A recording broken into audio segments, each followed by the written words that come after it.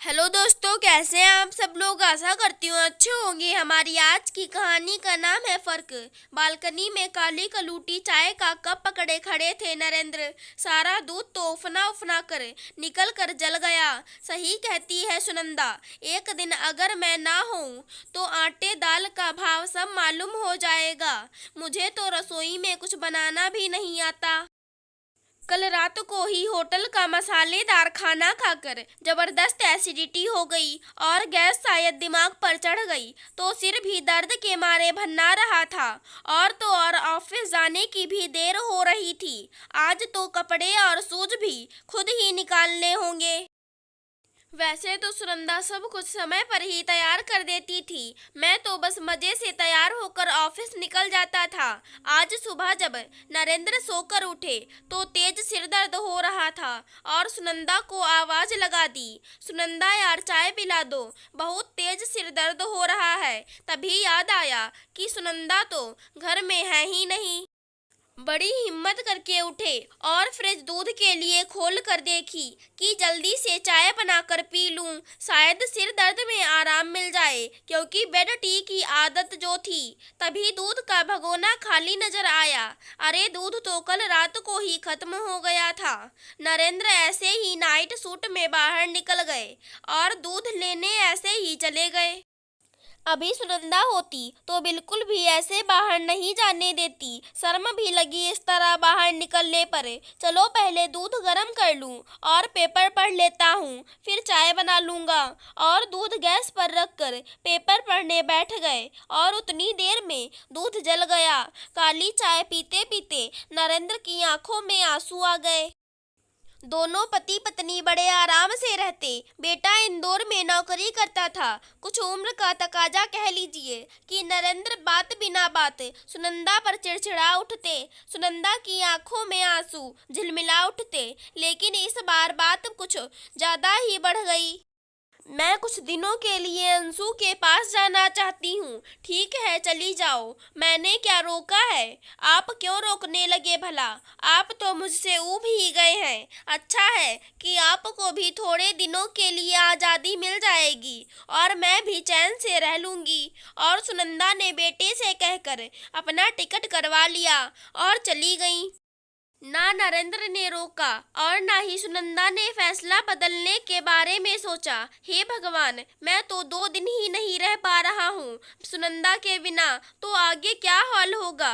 Hotel का खाना खा खा कर तो एसिडिटी और गैस मेरे शरीर का हाल बेहाल कर देगी। और चाय की भी मुझे बहुत शौक है, तो मैं इस तरह से तो चाय भी नहीं पी पाऊंगा। लेकिन इस सब के साथ साथ मुझे खाली घर काटने को दौड़ रहा है।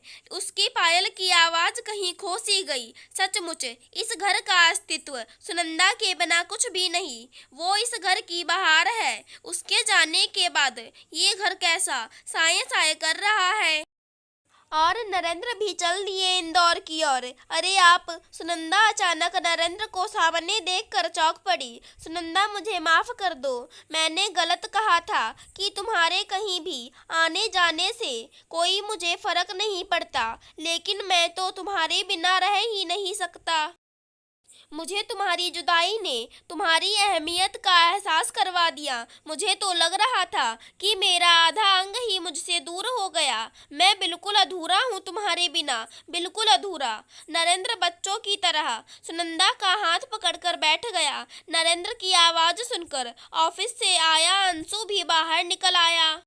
अरे पापा, आप अभी परसों ही मम्मी आई और आज आप, मतलब वही तो मैं सोचूं कि इस बार तोता मैना की जोड़ी अकेले कैसे आई है ना मम्मी। अंशु को भी सुनंदा की बातों से एहसास हो गया था कि जरूर पापा मम्मी में कुछ ना कुछ अनबन हुई है, लेकिन सुनंदा से पूछा कुछ नहीं, क्योंकि सुनंदा की आंखों के गीले कोर खुद ही सब बता रहे थे।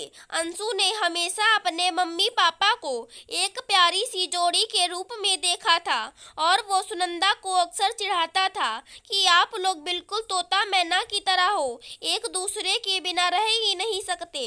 लेकिन कल से जब से सुनंदा आई थी तब से बात बात पर उसकी आंखों में आंसू झिलमिला रहे थे, क्योंकि अच्छा तो उसे भी नरेंद्र के बिना बिल्कुल भी नहीं लग रहा था। अरे कुछ नहीं बेटा, तेरी मम्मी ने एक ही दिन दूर होकर अपनी नजदीकियां मुझसे और भी ज्यादा बढ़ा ली बेटा। सुनंदा, कल ही सुबह वापस चलना है। चलिए, अच्छी बात है कि आप लोगों ने एक दूसरे को मना लिया, वरना तो मुझे बड़ी दिक्कत हो जाती आप लोगों के बीच सुलह करवाने में। और हाँ, अब तो मुझे पक्का यकीन हो गया कि आप दोनों तोता मैना ही हो। अंशु माहौल को हल्का करते हुए चुहलबाजी से बोला। चल नटखट कहीं का, सुनंदा ने अंशु के हल्के से एक धौल जमा दी। लेकिन पापा, अब आप लोग मेरे साथ थोड़े दिन इंदौर घूमिए फिरिए और फिर वापस जाइएगा। अब आप लोग बैठ कर बातें कीजिए, मैं चाय बनाकर लाता हूँ, अंशु बोला।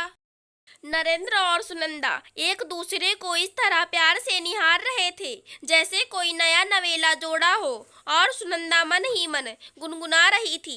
दूरियां नजदीकियां बन गईं, अजब इत्तेफाक है। अगर हमारी आज की कहानी पसंद आई हो तो चैनल को सब्सक्राइब करें। धन्यवाद दोस्तों।